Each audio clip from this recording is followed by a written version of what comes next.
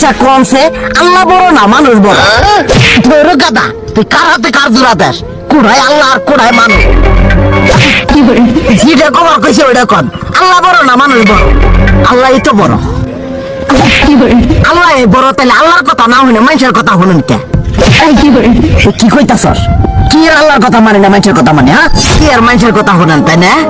আপনি যে ওদিনকে ডায়াবেটিসের রোগ নিয়ে যে হাসপাতালে গেলেন, ডাক্তার আপনার কত কিছু খাবার না করলো, সব কিছু না খাই এখন চলতেছেন, তাহলে আল্লাহ যে আপনারে কইছে যে হারাম খাবার না, সুদ খাবার না, কই আপনি তো কাম কাজ বাদ দিয়ে এলাকার আমাদের টাকা পয়সা না গায়ে খালি ওইলে দিয়েই খান, নিজেরা টেও হালাল ভাবে কামাই করেন না, ওই সুদ তো না করে টাকা করে লাভ আহে ওইলে দিয়ে দিয়ে চলেন আর পেটা বড় বানাইছেন। শুনেন একটা কথা কই, হারামের কোনোদিন আরাম নাই। হালাল পথে রুজি রোজগার করেন, প্রয়োজনে এরা বেলা কম খায়েন, তাও শরীর পিণ্ড ভালো থাকবো, কোনো রোগ বেদ হবো না, আরামও পাবেন, আল্লাহও খুশি থাকবো। তুই আমার এইভাবে বুঝাবি আগে কইলি না কে?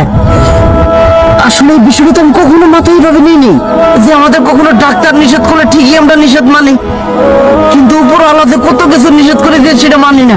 আর এই যে হারাম পথে টিয়া পয়সা কামাই করতেছেন, শরীরের মধ্যে দুনিয়া রোগ বেদ হয়েছে, দেখা যাইতেছে যা টিয়া হারাম পথে কামাই করতেছেন তার তো বেশি টিয়া মনে করেন জ্বলে যাইতেছে গা বেশি।